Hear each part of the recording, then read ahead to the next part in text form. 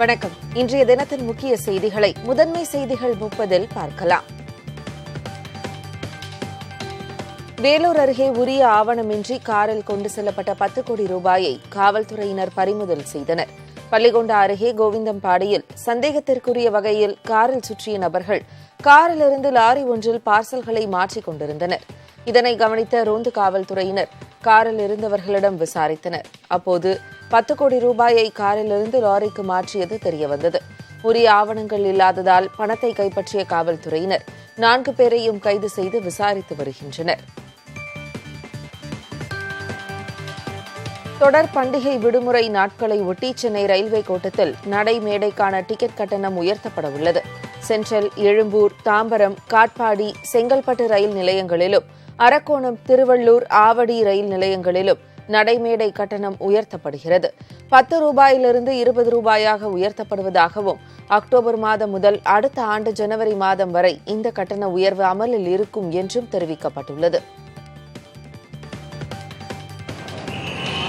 புதுச்சேரியில் மின்தடையை கண்டித்து பொதுமக்கள் சாலை மறியலில் ஈடுபட்டனர். புதுச்சேரியில் மின் ஊழியர்களின் காலவரையற்ற வேலைநிறுத்த போராட்டத்தால் பல்வேறு பகுதிகளில் மின்தடை ஏற்பட்டுள்ளது. நேற்றிரவு முதலே பல்வேறு பகுதிகளில் மின் விநியோகம் துண்டிக்கப்பட்டதால் மக்கள் மிகுந்த அவதிக்கு ஆளாகினர். இந்த சூழலில் மின்தடையை கண்டித்து புதுச்சேரியில் பொதுமக்கள் மறியல் போராட்டத்தில் ஈடுபட்டனர். இதனால் பல்வேறு இடங்களில் போக்குவரத்து பாதிக்கப்பட்டது. அதேபோல் மின்தடையால் காரைக்காலில் BSNL சேவையும் ஸ்தம்பித்துள்ளது.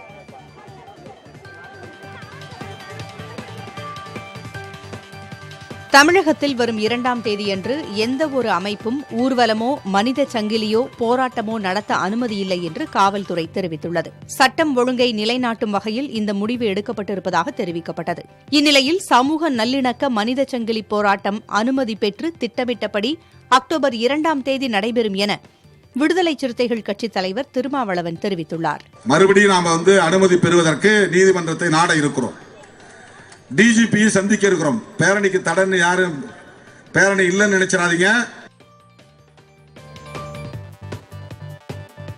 தமிழ்நாடு கட்டுப்பாட்டில் இல்லை என்பதை காவல்துறை உணர்கிறதா என்று வினவியிருக்கும் பாஜக மாநில தலைவர் அண்ணாமலை RSS ஊர்வலத்துக்கு அனுமதி வழங்க கோரிக்கை விடுத்திருக்கிறார்.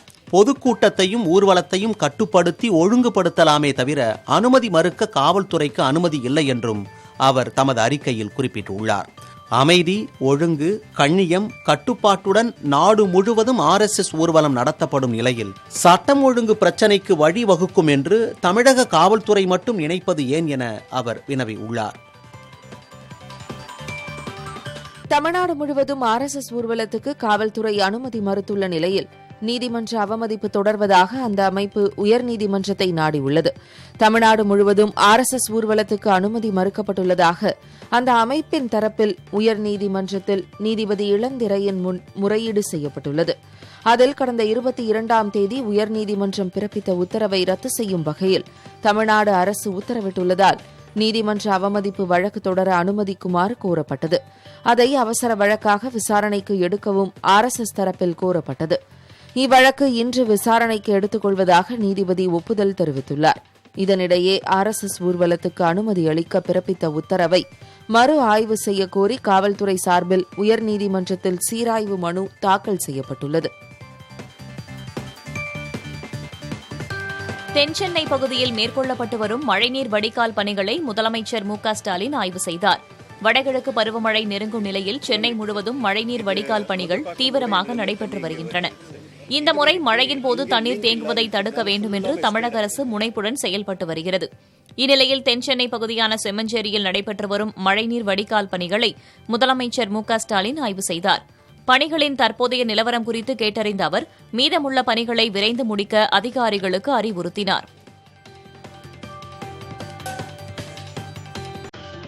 அதிமுக கொண்டு வந்த திட்டங்களை திமுக நிறுத்தியது வரும் நாடாளுமன்ற தேர்தலில் பிரதிபலிக்கும் என்று எதிர்க்கட்சித் தலைவர் எடப்பாடி பழனிசாமி தெரிவித்துள்ளார்.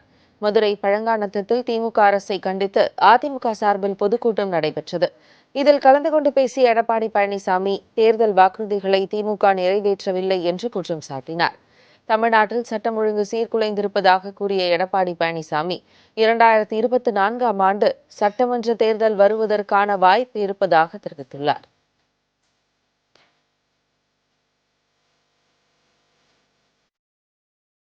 தேனி மாவட்டம் உத்தமபாளையம் அருகே கழிவறை தொட்டியில் தவறி விழுந்து 2 சிறுமிகள் பரிதாபமாக உயிரிழந்தனர். பண்ணைப்புறம் பேரூராட்சியைச் சேர்ந்த ஈஸ்வரன் என்பவரது மகள் நிகிதாஸ்ரீயும் அதே பகுதியில் வசித்த சுபஸ்ரீயும் கழிவறை தொட்டியின் மேல் விளையாடிக் கொண்டிருந்தனர். அந்த தொட்டியின் மூடி பழுதாகியிருந்ததாக தெரிகிறது. திடீரென்று மூடி உடைந்து 2 சிறுமிகளும் தொட்டிக்குள் விழுந்து நீரில் மூழ்கினர். பின்னர் இருவரும் மீட்கப்பட்டு மருத்துவமனைக்கு கொண்டு செல்லப்பட்டனர். செல்லும் வழியில் ஒரு சிறுமியும் சிகிச்சையின் போது மற்றொரு சிறுமியும் உயிரிழந்தனர். கழிவறை மூடி பழுதாகியது தொடர்பாக பலமுறை மனு அளித்தும் நடவடிக்கை எடுக்கவில்லை என்று கிராம மக்கள் மறியலில் ஈடுபட்டனர். தகவலறிந்து சென்ற அதிகாரிகள் நடவடிக்கை எடுப்பதாக உறுதியளித்ததை அடுத்து அனைவரும் கலைந்து சென்றனர். 10 மற்றும் 12ஆம் வகுப்பு பொதுத் தேர்வுகளில் அரசு பள்ளி மாணவர்களின் தேர்ச்சி விகிதத்தை அதிகரிக்க சிறப்பு வகுப்புகள் நடத்த வேண்டும் என பள்ளிக்கல்வித்துறை உத்தரவிட்டுள்ளது. அரசு பள்ளியில் பெரும்பாலான மாணவர்கள் குறைந்தபட்ச தேர்ச்சி விகிதமே பெறுகின்றனர் என்றும் அவர்கள் 50 முதல் 60 விழுக்காடு வரை பெற நடவடிக்கை எடுக்க வேண்டும் எனவும் தெரிவிக்கப்பட்டுள்ளது. மேலும் மாவட்ட மற்றும் மாநில அளவில் நடைபெறும் அனைத்து போட்டிகளிலும் அரசு பள்ளி மாணவர்கள் பங்கேற்பதை அதிகரிக்க நடவடிக்கை எடுக்க வேண்டும் எனவும் பள்ளிக்கல்வித்துறை தெரிவித்துள்ளது. ராமநாதபுரம் மாவட்டத்தில் பள்ளி ஒன்றில் வினாத்தாள் வெளியானது தொடர்பாக சம்பந்தப்பட்ட ஆசிரியர்கள் பணியிடை நீக்கம் செய்யப்பட்டுள்ளனர்.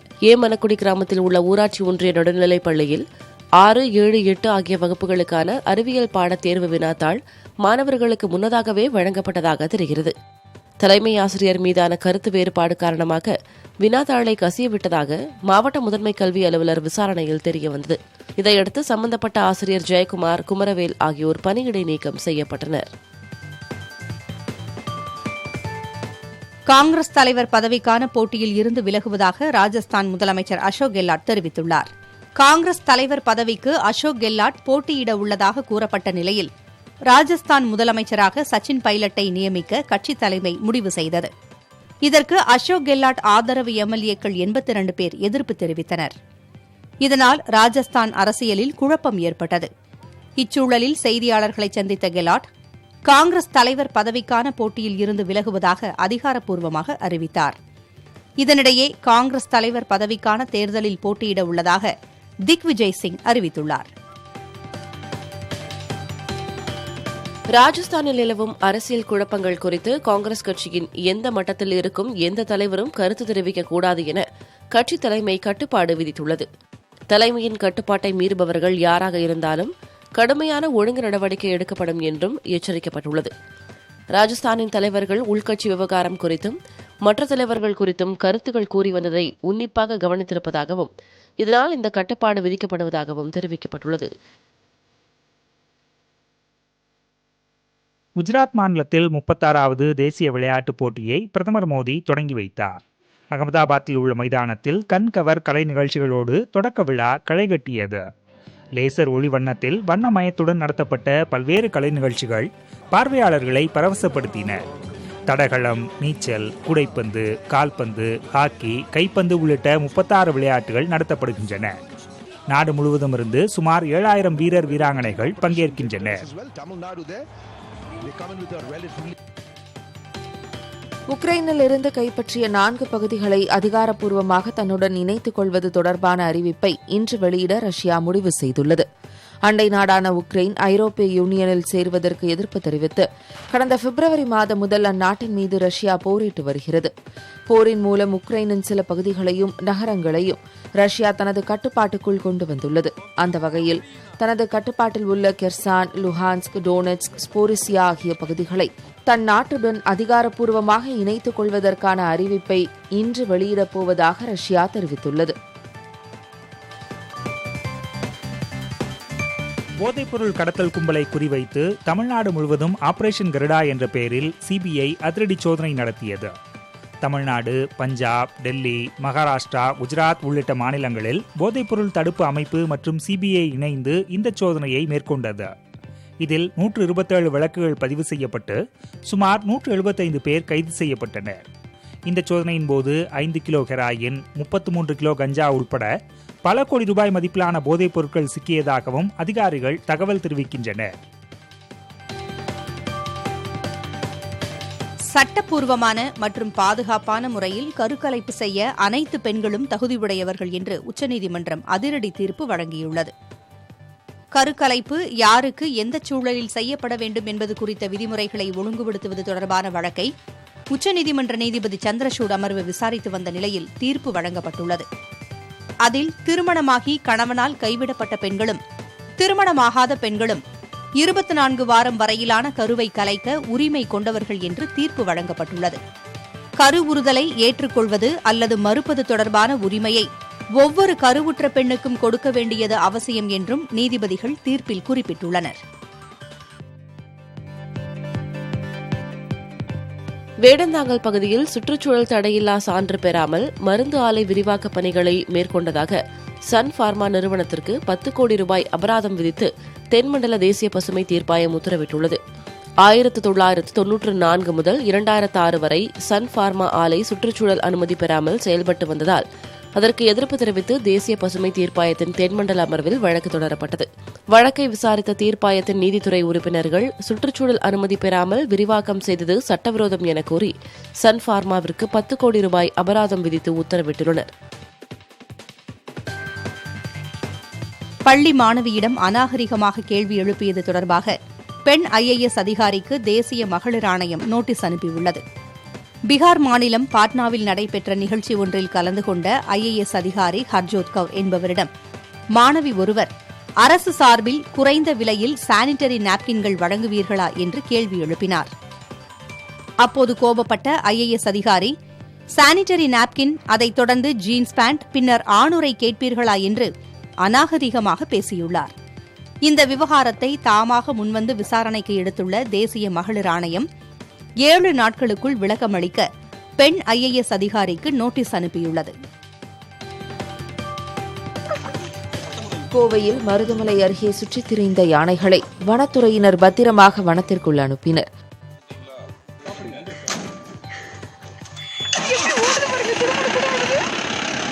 மேற்கு தொடர்ச்சி மலையை ஒட்டி அமைந்துள்ள மருதமலை, பாரதியார் பல்கலைக்கழகம் உள்ளிட்ட இடங்களில் 8 யானைகள் சுற்றித் திரிந்தன. தகவல் அறிந்த வனத்துறையினர் யானைகளை வனத்திற்குள் அனுப்பும் முயற்சியில் ஈடுபட்டனர். பல்கலைக்கழக வளாகத்திற்குள் 5 மணி நேரம் சுற்றித் திரிந்த யானைகள் வனப்பகுதிக்குள் பத்திரமாக அனுப்பப்பட்டது. ஈரோட்டில் ரயில் நிலையம் உள்ளிட்ட இடங்களில் வெடிகுண்டு வைத்திருப்பதாக வந்த தகவலை அடுத்து காவல்துறையினர் தீவிர சோதனையில் ஈடுபட்டனர். காவல் கட்டுப்பாட்டு அறைக்கு தொலைபேசி மூலம் தொடர்பு கொண்டு பேசிய நபர் ரயில் நிலையம், மணிக்கூண்டு மற்றும் பேருந்து நிலையத்தில் வெடிகுண்டு வைத்திருப்பதாக இருவர் பேசிக் கொண்டிருந்தனர் என தெரிவித்து அழைப்பை துண்டித்தார். இதனையடுத்து மூப்பநாய் மற்றும் வெடிபொருள் கண்டுபிடிப்பு குழுவினர் உதவியுடன் தீவிர சோதனை மேற்கொள்ளப்பட்டது. பின்னர் அது புரளி என்பது தெரியவந்தது. தொலைபேசியில் பேசிய நபர் கரூரை சேர்ந்தவர் என்பதால் அவரை கைது செய்ய காவல்துறையினர் நடவடிக்கை மேற்கொண்டுள்ளனர்.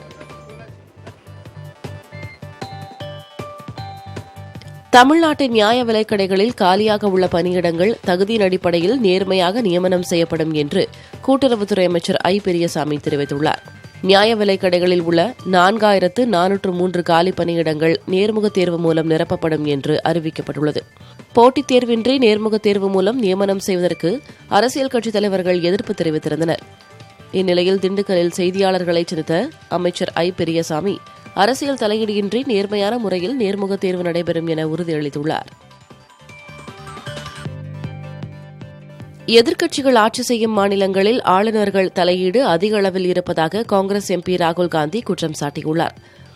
மத்திய அரசு கொண்டு வந்த பண மதிப்பிழப்பு மற்றும் GST திட்டங்கள் நாட்டில் உள்ள 2 தொழிலதிபர்களுக்கு மட்டுமே சாதகமாக அமைந்துள்ளதாகவும் அவர் விமர்சித்தார்.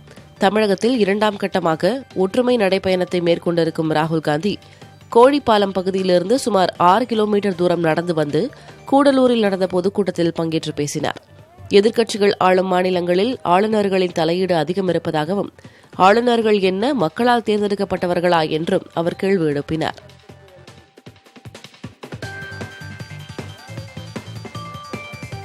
பாரத ஒற்றுமை நடைப்பயணம் மேற்கொண்டுள்ள காங்கிரஸ் நாடாளுமன்ற உறுப்பினர் ராகுல் காந்தியை வரவேற்று கர்நாடகாவில் வைக்கப்பட்டிருந்த பேனர்கள், போஸ்டர்கள் கிழித்து சேதப்படுத்தப்பட்டுள்ளன. காங்கிரஸ் கட்சியின் முன்னாள் தலைவர் ராகுல் காந்தி 3500 கிலோமீட்டர் தூர ஒற்றுமை நடைப்பயணம் மேற்கொண்டு வருகிறார். கன்னியாகுமரியில் தனது நடைப்பயணத்தை தொடங்கிய ராகுல் இன்று முதல் கர்நாடகாவில் தனது நடைப்பயணத்தை தொடங்குகிறார். இதையடுத்து சாம்ராஜ் நகர் மாவட்டம் குண்டுலுபெட் நகரில் ராகுல் மற்றும் மாநில காங்கிரஸ் தலைவர்களின் படங்களுடன் ஏராளமான வரவேற்பு பேனர்கள், போஸ்டர்கள் வைக்கப்பட்டன. இந்நிலையில் 40 பேனர்கள் கிழித்து சேதப்படுத்தப்பட்டுள்ளதாகவும், இந்த சதி செயலின் பின்னணியில் பாரதிய ஜனதா கட்சியினர் இருக்கலாம் என சந்தேகிப்பதாகவும் கர்நாடக மாநில காங்கிரஸ் கட்சியினர் குற்றம் சாட்டியுள்ளனர். அஸ்ஸாமில் பிரம்மபுத்திரா ஆற்றில் படகு கவிழ்ந்த விபத்தில் அரசு அதிகாரிகள் மற்றும் மாணவர்கள் பலரை காணவில்லை. துப்ரி மாவட்டத்தில் ஓடும் பிரம்மபுத்திரா ஆற்றில் சரக்குகளை ஏற்றிச் செல்ல பயன்படுத்தும் படகில் பயணிகள் ஏராளமானோர் சென்றுள்ளனர். அரசு அதிகாரிகள் மற்றும் மாணவர்களே அதிகம் பயணித்ததாகவும் கூறப்படுகிறது. சம்பவ இடத்திற்கு சென்ற பேரிடர் மீட்புக் குழுவினர் காணாமல் போனவர்களை தேடும் பணியில் இறங்கினர். சரக்கு படகில் அதிகாரிகளும் மாணவர்களும் சென்றதற்கான காரணம் குறித்தும் விசாரணைக்கு உத்தரவிடப்பட்டுள்ளது. உத்தரகாண்ட் மாநிலத்தில் கங்கோத்ரி தேசிய நெடுஞ்சாலையில் நிலச்சரிவு ஏற்பட்டது. உத்தரகாசி அருகே நிலச்சரிவு ஏற்பட்டதால் கங்கோத்ரி தேசிய நெடுஞ்சாலை மூடப்பட்டுள்ளது. உத்தரகாண்ட் மாநிலத்தில் கடந்த சில தினங்களாக அவ்வப்போது மழை பெய்து வருகிறது. இதன் காரணமாக நீர்நிலைகள் நிரம்பியுள்ளன. பல்வேறு இடங்களில் நிலச்சரிவு ஏற்பட்டு ஏராளமான வீடுகள் நிலச்சரிவில் சிக்கி புதைந்தன.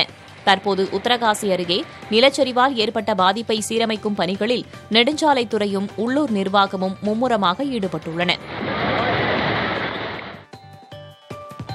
மியான்மர் நாட்டின் தேசிய ஜனநாயக லீக் கட்சி தலைவரும் நோபல் பரிசு பெற்றவருமான ஆங் சாங் சூச்சிக்கு மேலும் ஒரு வழக்கில் 3 ஆண்டுகள் சிறை தண்டனை விதிக்கப்பட்டுள்ளது. மியான்மர் ராணுவ ஆட்சியை எதிர்த்து போராடி வரும் ஆங் சாங் சூச்சி மீது ராணுவ ஆட்சிக்கு எதிராக கிளர்ச்சியை தூண்டியது, அலுவல் ரீதியான சட்டங்களை மீறியது, கொரோனா கட்டுப்பாடுகளை மீறியது, ஊழல் முறைகேடுகளில் ஈடுபட்டது என ஏராளமான வழக்குகள் பதியப்பட்டுள்ளன. பல வழக்குகளில் அவருக்கு 20 ஆண்டுகள் சிறை தண்டனை விதிக்கப்பட்டுள்ளது. இந்நிலையில் கிரிமினல் வழக்கு ஒன்றில் அவருக்கும் அவரது அரசியல் சகாக்கள் 3 மியான்மர் நீதிமன்றம் தலா 3 ஆண்டுகள் சிறை தண்டனை விதித்துள்ளது. ரஷ்யாவுக்கு எதிரான போரால் பாதிக்கப்பட்டுள்ள உக்ரைனுக்கு மேலும் 1 லட்சம் கோடி ரூபாய் நிதியுதவி வழங்க அமெரிக்க நாடாளுமன்றம் ஒப்புதல் வழங்கியுள்ளது. ரஷ்யாவுக்கு எதிரான போரில் உக்ரைனுக்கு அமெரிக்கா தொடர்ந்து பல்வேறு உதவிகளை செய்து வருகிறது. இம்மாத தொடக்கத்தில் அவசரகால ராணுவம் மற்றும் பொருளாதார கட்டமைப்பிற்கு அமெரிக்கா சுமார் 1 லட்சம் கோடி ரூபாய் நிதி ஒதுக்கியது. இந்நிலையில் உக்ரைன் நாட்டிற்கு மேலும் 12 பில்லியன் அமெரிக்க டாலர், அதாவது இந்திய ரூபாய் மதிப்பில் சுமார் 1 லட்சம் கோடி நிதி உதவி வழங்க ஒப்புதல் அளிக்கப்பட்டுள்ளது. 20 ஓவர் உலகக்கோப்பை கிரிக்கெட் தொடரிலிருந்து இந்திய அணியின் வேகப்பந்து வீச்சாளர் ஜஸ்பிரீத் பும்ரா விலகினார். முதுகில் ஏற்பட்ட காயம் காரணமாக 4 முதல் 6 மாதங்கள் வரை அவரால் விளையாட முடியாத நிலை ஏற்பட்டுள்ளதாக சொல்லப்படுகிறது. ஏற்கனவே காயத்திலிருந்து மீண்டு வந்த பும்ரா ஆஸ்திரேலிய அணிக்கு எதிரான தொடரில் சிறப்பாக பந்து வீசி கவனம் ஈர்த்தார். இந்நிலையில் பும்ரா விலகியுள்ளது உலகக்கோப்பை தொடரில் இந்திய அணியின் பந்துவீச்சு குறித்து கிரிக்கெட் விமர்சகர்கள் கவலை தெரிவித்துள்ளனர். ஏற்கனவே காயம் காரணமாக ரவீந்திர ஜடேஜாவும் அணியிலிருந்து விலகியுள்ளார்.